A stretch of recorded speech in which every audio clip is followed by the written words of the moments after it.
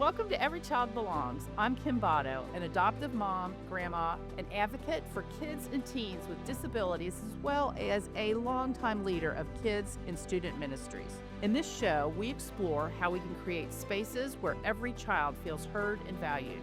Whether neurodivergent, differently abled, or they've experienced trauma, every child belongs. We'll hear from educators, parents, professionals, and more, finding practical ideas that help build a compassionate and supportive world for every child. Let's get started. I'm so happy to have my new friend, Becky Davidson, on with us today. Becky, along with her husband, Jeff, founded Rising Above, which is a ministry that I'm going to let you tell the details of it, but I just became familiar with it really within the past couple months. It's amazing, all the things you do. She is also the mama of an adult son, Jon Alex. So, Becky, welcome, and tell us more about you and your family. I will do that. Hey, Kim, thank you so much for having me on. It's an honor to be here today. And so I am the proud mama to my 27-year-old son, Jon Alex, who has profound disabilities. He is non-speaking, requires 24/7 care, but has a smile that lights up a room and is just the joy of my life. And it was out of his life and our experience as his parents that 20 years ago, it's hard to believe it's 20 years ago this year, that we founded Rising Above, because we felt so isolated. We felt so unseen. We felt like we were the only people in our community who had a child with special needs. And we knew there had to be more of us. We knew that there had to be other families like ours. And so we started back in 2005, we hosted our very first worship night for families of kids with special needs. And we were blown away by the response. And throughout the years, we just started adding more and more events and things to love and serve families who are raising children with disabilities, from retreats to just creating Bible studies and curriculum. And then COVID hit, and we had to do a total shift from doing our in-person to going virtual. And the thing was, it was the best thing that happened to us as a ministry, because it opened us up to so many families who had no idea that we were even here. And so we now have a very large online presence and families literally around the world who are a part of what we do through our podcast, through our app, and through our retreats that we do for families all throughout the year.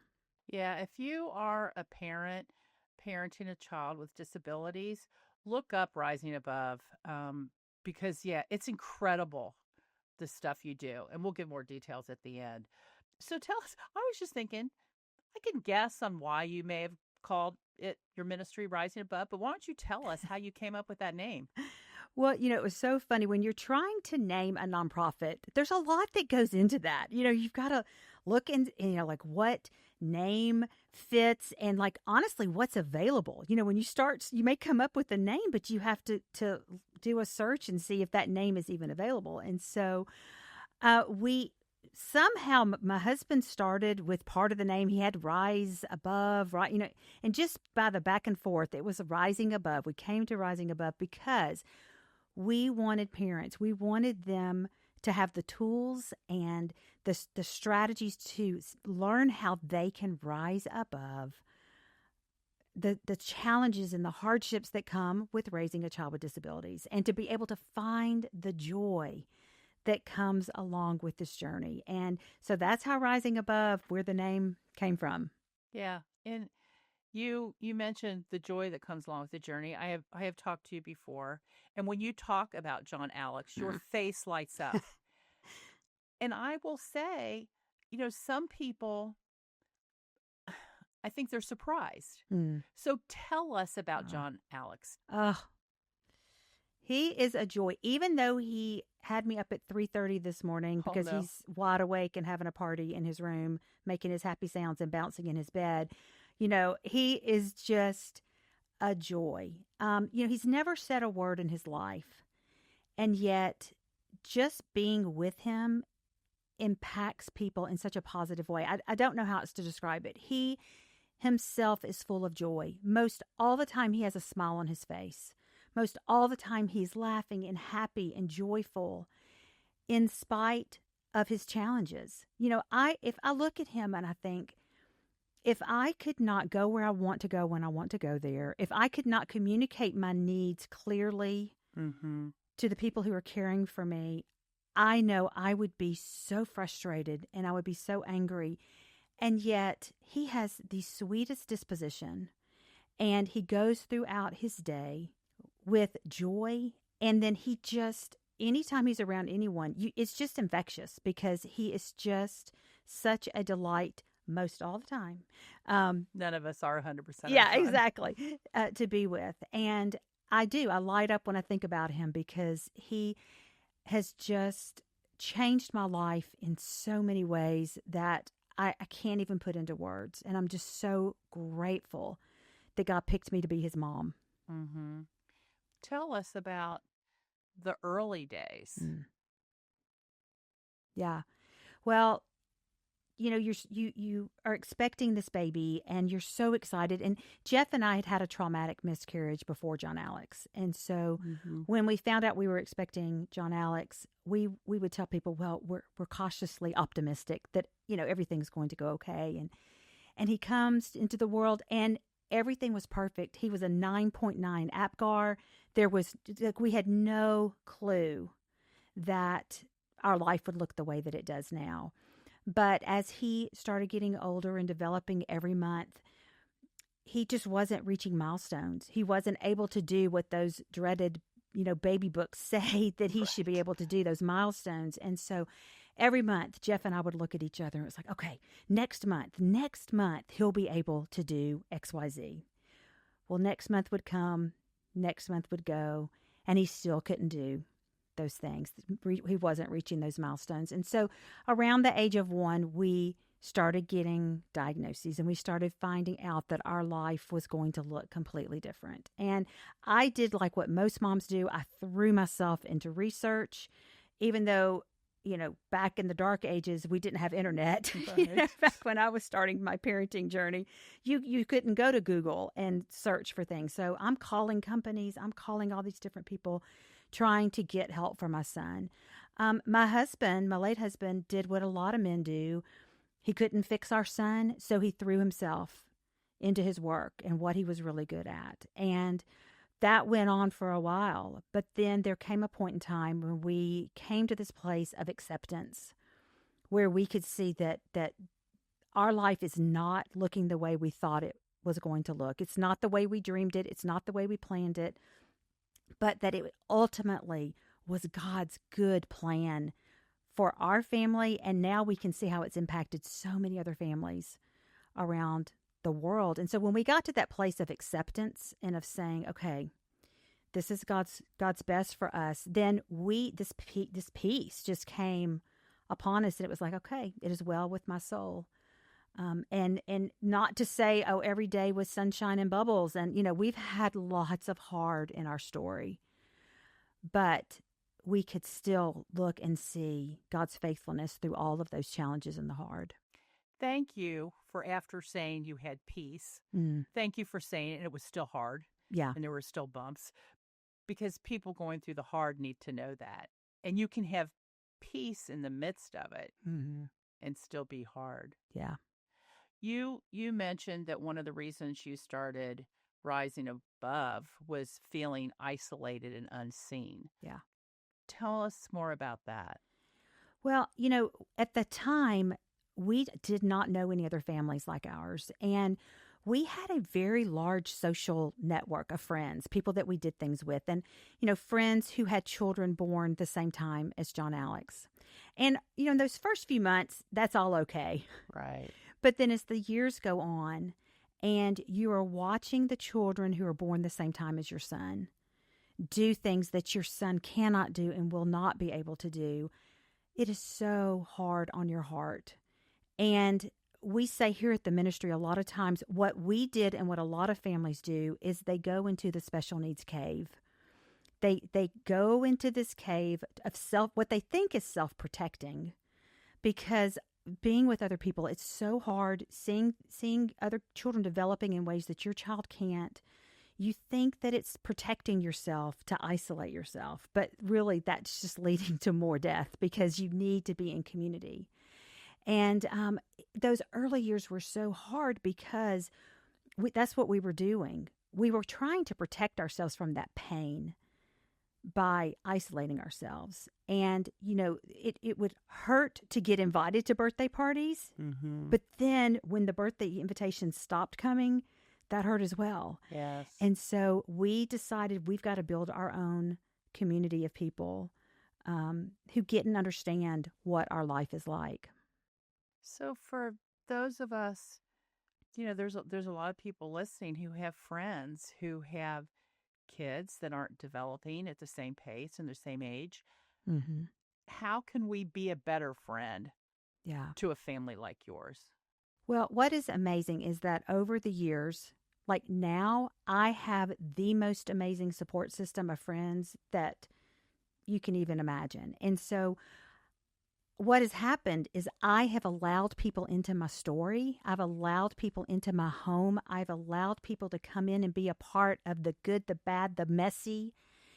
And by doing that, now when, like recently, my son was in the hospital and I had people come in out of the woodwork to help me, to be a part of that, to bring us food, to just give me a break in the hospital because I let people in.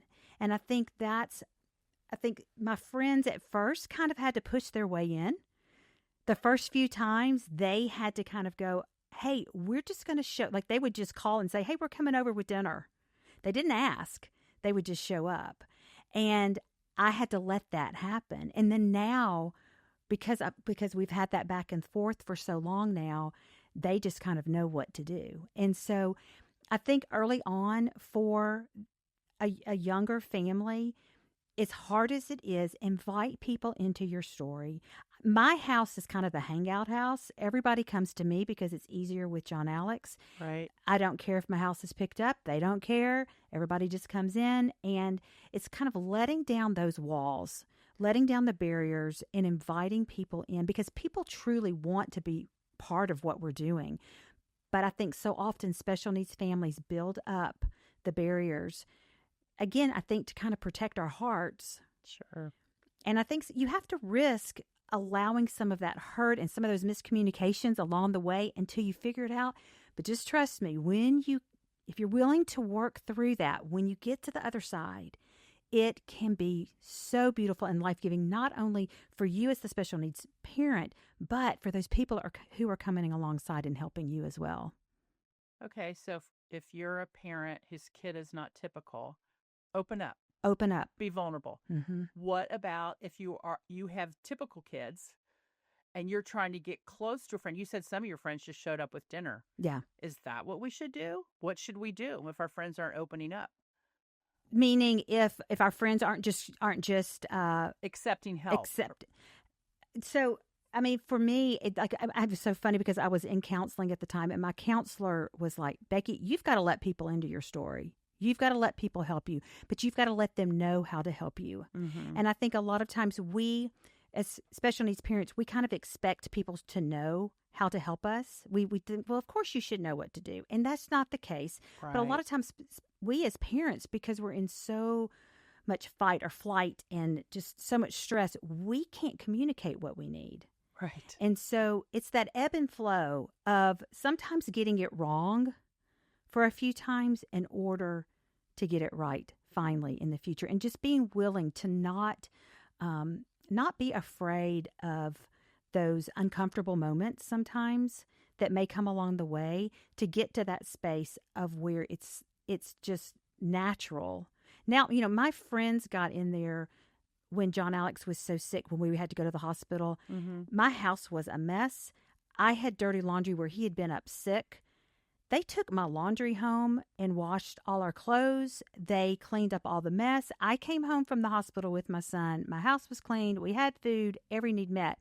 But I had to be willing to, all those years before, allow them in and allow for some uncomfortableness at first, right, for some moments that were not easy, but in order to get to this place. And once you do, it's so worth it. Right.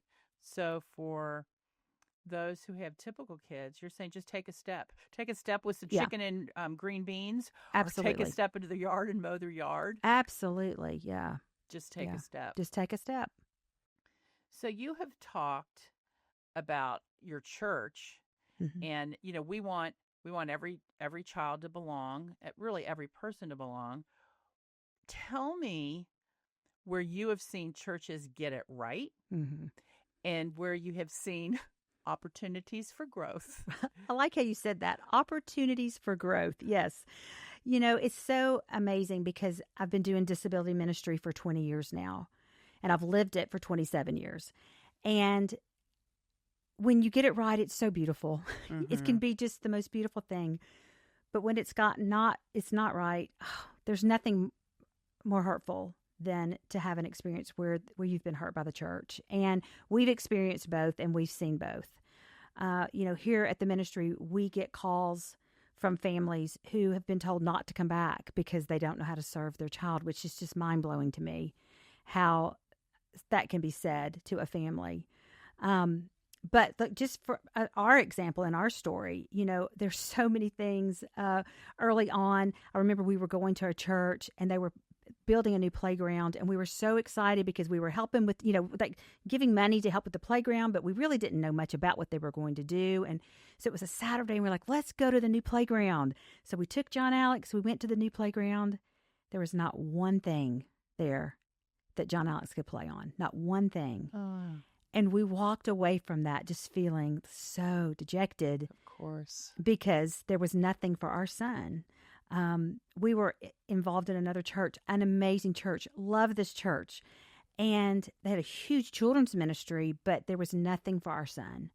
And so my husband and I would take turns. One Sunday he would go out with Jon Alex when he needed to go out. One Sunday I would go back and forth and back and forth. Well, eventually they asked my husband to come on staff at the church. So that meant every Sunday fell on me because he was working on Sundays. And I just remember walking out of church, holding my son, just weeping because I so wanted and needed to be in church.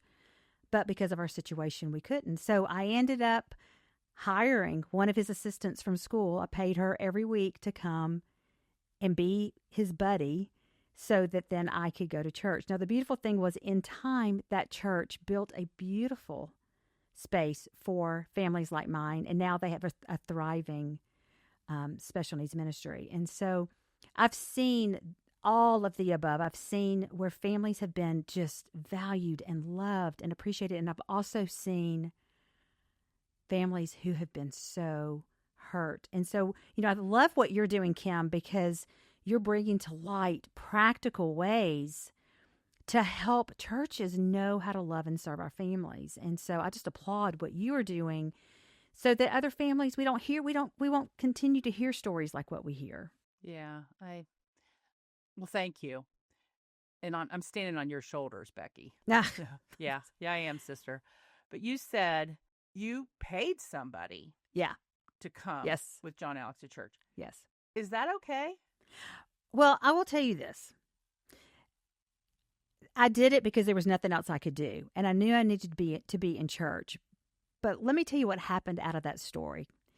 Out of that story, we had invited this person who was an assistant with my son at school to come and be his buddy at church. So she wasn't going to church at the time. So she would come, be his buddy at church, and then leave right after church. But we have 2 services.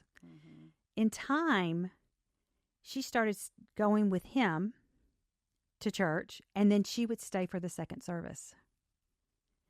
And so she then started going to church. And about a year later, she became a Christ follower. Wow. And she got baptized, and she asked my son, Jon Alex, to baptize her. It was the most beautiful thing. Where we go to church at the time, where we were going to church at the time, they would allow you to say whoever was the most influential person for you spiritually on your journey to be the one to baptize you. So our family got up on stage with her. Jon Alex, we were holding him up. He's splashing his hands. We had a baptistry where we could stand on the outside. So I'm holding him up. He is splashing in the water as she's in the water. And then my husband took him, and then I was able to actually baptize her. But our family got to baptize her. So I could look at that and say, no, that is not right. That is not right that happened. But looking back now, God used it for good. God used it. And so I think that's how we have to look at things. Even the hard things that happen in our life and things that we wish didn't look that way, if we will offer them up to God, He can turn them into beautiful things that we can't even imagine. And so it's that willingness to say, this is not what I want. This is not the life that I planned, but use it for your glory, and He will. Mm-hmm. I mean, if I was the preacher, I think after that I would have just said, and that concludes today's service. It was beautiful. Because what a message to convey. I mean, there's a whole bunch of messages in that. And so I think this story, we often will look at people who have disabilities, and I think there's some questioning on what they can bring to the table. Mm-hmm. And He led her to Christ. Yeah. So why do we miss it? What can we do to not miss people like Jon Alex? Well, I will tell you, we're in a new church situation now. We're going to a church plant out of that church that I was talking about. Mm-hmm. It is a much smaller church, and it's just right for our family. And what I have seen about this church family is they see my son. They appreciate what he brings to the table. We'll be sitting in worship, and I'm always, and it'll be during praise and worship, and he is in the back whooping it up and singing, and people will come up to me after church, singing in his own way, in his own beautiful way. But a lot of times I'm like, oh, I hope we're not bothering people. I hope, every time that I feel that way, someone comes up to me after church and they say, it is my favorite part of the service when I hear Jon Alex. When I hear him worshiping, that is my favorite part. And we got to be on the ground level of helping this church plant. And we would have meetings at our house, because our house is where everyone meets, because it's easier for me. And so we would have meetings at my house, and we would be having discussions about, decisions that we were going to be making about the church. And Jon Alex would be in the room with us, and his way of saying yes or I agree is to go, That's what he says. He'll say, And so something came up about something regarding the church, and Jon Alex loudly says, And everyone stopped and turned and looked at him and said, okay, wait a minute. What was just said? We need to pay attention, because Jon Alex is agreeing that this is what we need. And for as his mom, to be in a place where my son is seen and valued, not for every part of him, that he is a spiritual being as well, that he can, even though his body may not work the way that everyone else's body works, his spirit is fully formed, and he knows. And to have people who see that and grasp that, I cannot even begin to tell you what that does for me as his mom. I am so happy that you and Jon Alex have that. Yeah. And as you're talking about it, though, it's not a strategy. It's not a step 1, 2, 3. It's really a heart change. Totally. And looking at Jon Alex as really having something to contribute. Mm-hmm. So how do we get this message out more? Again, I think it's just people's heart have to be able to see our families. I prayed before we started going to this church. I was praying. We were just in a really lonely place. And so I started praying the scripture. All right, God, your word says that you set the lonely in families. And when I looked at that verse, if you look at the part right above it, it says, Father to the fatherless, defender of the widows, he sets the lonely in families. Well, we lost my husband 8 years ago. Mm-hmm. So I'm a widow. Jon Alex is fatherless. I started praying that, and I started praying for people to see Jon Alex for who he is, to see beyond his disabilities, to see him. And when I did that, then we started seeing that come to pass. It took me as a mom, I think, praying for people's eyes to be open to see my son for who he truly is, and for me to see him for who he truly is. Because Right. so often as his mom, I'm even blinded by all the, we've got to do this and we've got this, we've got to go to this doctor's appointment and all these things. But to stop and see what he brings to the table of God. And so for me, it started with praying for people to see my son. We can't force people. We can't change people's hearts, but God can. Mm-hmm. And so praying for the people that are going to be interacting with our children, for them to have hearts. So if this is someone from a church who's listening, pray to have the eyes to see the people who come in your path, the children, the families. Pray for eyes to see them the way that God sees them, to see beyond the wheelchair, to see beyond the seizures, to see beyond the behaviors, to see the family and the child the way that God does. And it will be a game changer. As we continue this conversation, I want to let you know my new book, Boundless Hope, is available now. If you're looking for more resources, strategies, and encouragement to assure every child feels like they belong, this book is for you. Visit kimbotto.com or Amazon to order your copy today.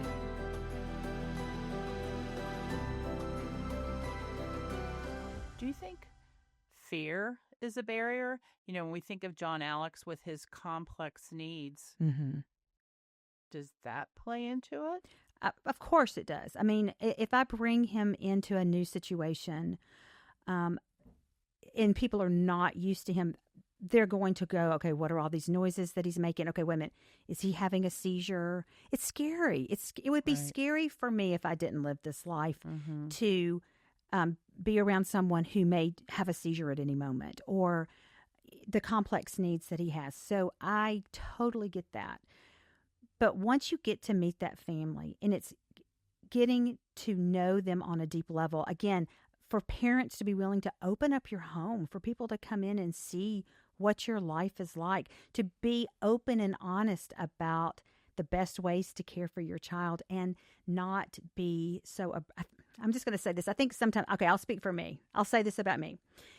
Early on, because I was so traumatized from things from childhood, from things, just being a special needs mom and things in my life, I was so prickly and so raw that a lot of times, even if someone was trying to help me, if it came across just a little bit the wrong way, I would, respond not necessarily in a way that would be more receptive, I guess I would say. And so I know a lot of parents, because of the stress of their life, Right. they're coming into these situations where you are feeling overwhelmed and you're feeling like you always are having to fight for things for your child. Yes. But if as a parent, if we can come in with an open mind and an open heart, if the church has an open mind and an open heart, if we're praying for each other to see each other the way God intends, then it can be beautiful. Absolutely. But I know for me, a lot of it was on me. A lot of the things that, quote unquote, didn't go right, I have to take some ownership too, because of where I was in my journey as well. But again, praying for everyone to just be able to love each other. We all want the same outcome. Those who are serving in disability ministry, they want for our families to feel seen and loved and to be a part, just like we want to be. So it's finding that way to mesh all that together with love and grace. Right. And then you're going to have something beautiful. Well, and you talked to the church a little bit. We were talking mostly to parents of not typical kids, but we need to extend grace. If I'm interacting with a mom who has a story similar to yours, and she's prickly, Yeah. or a dad who's prickly, I need to have grace and realize Right. there's something else going on. She's under stress I don't understand, Yeah. and I need to keep reaching out to her. Yeah. We talk about kids a lot, and with Jon Alex's needs and the way he is going to, when he is out, he looks different Right. than a typical young man. So how can parents help their children. Mm-hmm. You know, when they see somebody like Jon Alex, Yeah. and they might have some questions, or tell us parents, what should we do? How should we guide our children? Well, I think most parents, like, I don't mind at all if people ask questions. You know, I welcome the questions. And a lot of times I'll see, we would be out and little kids will just stare because they don't know. Jon Alex, Right. he's in this chair. He loves to rock. Mm-hmm. He's making lots of movements, lots of noises. And so for me, the best advice that someone gave me early on was they said, Becky, you as the mom, you're going to set the tone for how everyone else responds to Jon Alex. So if a child is staring at Jon Alex, then I will a lot of times just go, I know, he loves to rock. This is Jon Alex. And he loves to rock and make his happy sounds. And I said, he is the most awesome guy you'll ever meet. And then for the parent of the child, you know, to then not be like, I'm so sorry, or I wish they hadn't said anything, to say, to go up and introduce them, you know, say, hey, this is Jon Alex, and, you know, to back and introduce their child to Jon Alex. I think that can go a long way. We had a situation, there was one Sunday at church, and I was going down the hallway and with Jon Alex, and this little girl, she was in the preschool classroom, and she leaned over the baby gate, and she's talking to me, and she says, what's wrong with him? Well, my first response was like, there's nothing wrong with my child, you know, and I got kind of, but I don't even remember what I said. But come to find out, about 2 weeks later, this little girl's mom came up to me and she said, Katie is so intrigued with Jon Alex. And she said she prays for him all the time. Oh, wow. And so, you know, we as parents to realize it's this kid, you know, there's a child. It's a child Right. wanting to be curious and interested in why our kids are different and be open. But for the parents to be open, of the typical child, to also then bring them into that. If a parent is willing, if the parent of like, if I'm willing to invite you into that, then come Step on again, in. take the step towards us. Oh, that's a great story. I wish. Okay, so you can't remember exactly what you said to that preschooler, I can't remember. but let's say, okay, I'm a preschooler, Becky, and I say, what's wrong with him? Yeah. How would you respond to me? You know, I would say, no, I probably would just say, you know what, this is Jon Alex. And, you know, he uses a wheelchair to get around because he has trouble walking. And I would think I would start explaining a little bit about him. But I would also say, you know what, he loves the Wiggles. Do you like the Wiggles videos? Jon Alex loves to watch the Wiggles. You know, go into the things that he enjoys. He has this really cool car, this toy that he loves to play with. Do you have music toys that you like to play with? And I think I would just try to bring them, again, take that step to them and then bring them in. Mm-hmm. Explain, yes, he uses a wheelchair. And no, you know, a lot of times with Jon Alex, with little kids, I think when he does not speak, that confuses them, you know. Mm-hmm. And so, but just to say he communicates in other ways. He can communicate, you know, he can tell me, if that means yes. I can ask him yes or no questions. Again, to just explain it at their level as best you can, but to Right. be kind about it, you know, and Right. and again, a lot of times we're prickly, we're tired, but when we can show that kindness, then that little girl, she had been praying for my son. I would have missed Yes. out on that, Well of done. knowing that if I had been a jerk, you know. Right. So, Well, sometimes we're just tired and yeah, sometimes we're tired and we're a jerk. yeah, I love how you pointed out. I mean, what they're observing is what's different. And you explained some of that, but then you immediately went into what's the same or yeah. what his interests are. Mm-hmm. Becky, it's been so fun having you on Thank here. you, Kim. And we end every podcast with just some rapid fire questions. Are you ready for that? I don't know. I'm gonna try. I think you are. Okay. You know what? I know you're ready. Here we go. Your dream vacation destination. Oh my goodness, my dream. I love waterfalls. And you know, honestly, I don't even dream about, I'm just going to be real. I don't even dream about vacations because in my world right now, it's just not going to happen because like solo parent, I'm a widow, all those things, and to travel with my son, Right. it's not going to happen. But I dream of the day when things are made new and I can go see all the beautiful things that I've missed out here. And so to say my dream vacation, I couldn't even say it because I don't even think about it because I know that my time is coming. It's just going to be a while.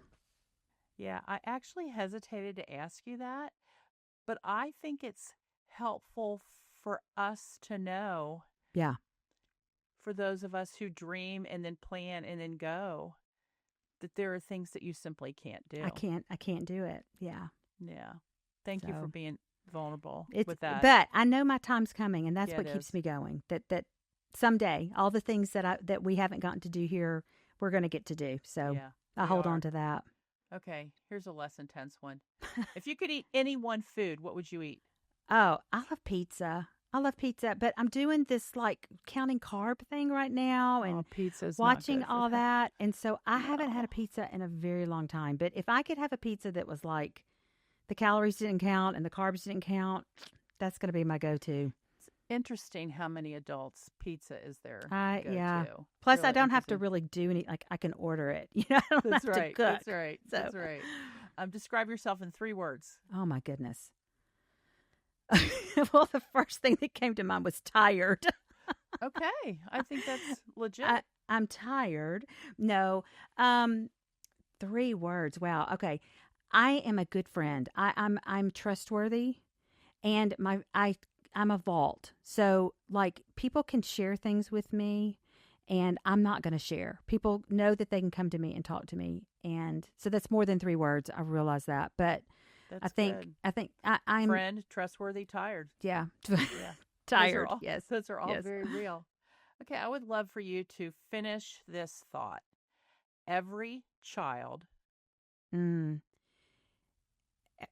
Yeah, every child is beautiful. Every child has a plan, and God has a plan and a purpose for every child. And every child has something to offer to this world, even though the world would look and see maybe they don't. Even if they Yes, they do.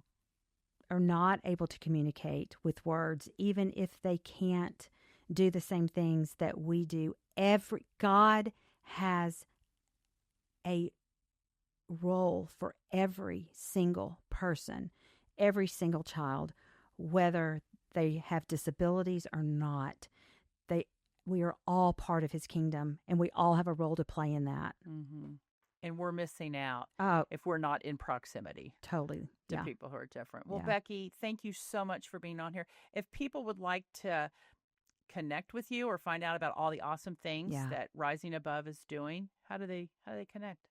Well, the best way to find us is through our website, which is risingaboveministries.org. And when you go there, you will find we have Bible studies for parents.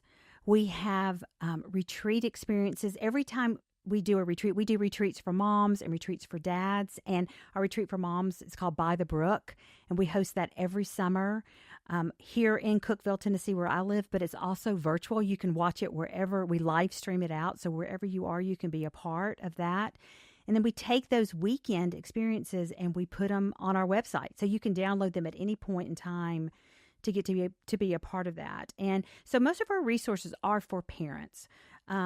We create content to support the moms, the dad, the marriages, the single parents, the siblings, everyone who is a part of a family where there is someone living with disabilities. And so we have a free app that is full of resources, of videos, for moms and for dads. We have a really cool thing called Respite for Your Mind. So often parents are like, I need some respite, I need some time off. But we all know that as special needs parents, we can't just take off and get that anytime we need it. But we have these little audio clips that with calm music that plays behind it with different scenarios of whatever you're facing to just kind of bring calm and peace to your mind in the midst of the chaos. And then I host a podcast as well that's geared towards parents. A lot of my listeners are special needs moms. And so we tell stories. We invite people on to tell their story because there's something so powerful when you can hear someone else's story and how you can relate to what someone else is going through. It's powerful. And we're super excited because here in a couple of weeks, we have a podcast coming out for dads that Steve Chapman from our team is putting out. It's going to be amazing. And it's going to be fun conversations for dads who are raising kids with special needs.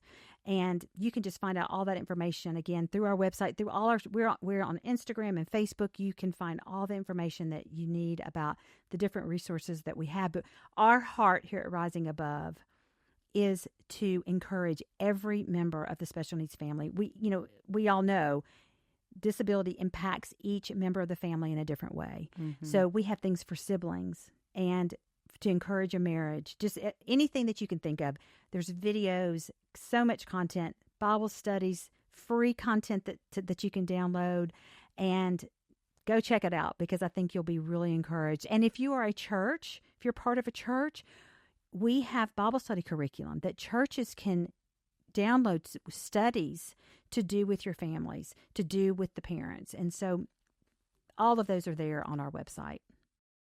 Yeah, well, thank you for being with us. I pray that Jon Alex has an amazing night's sleep tonight so Amen. that you can too. And I'm so thankful for the community. We didn't go a lot into detail, but just the community you have that stands with you as a single mom. Yeah. So thanks for being with us, Becky. Thank you. Thank you so much for joining me today on Every Child Belongs. If you found today's episode helpful, please take a moment to like, share, and subscribe to the podcast. And don't forget to share this with a friend who might need to hear it. Together, we can create a world where every child belongs.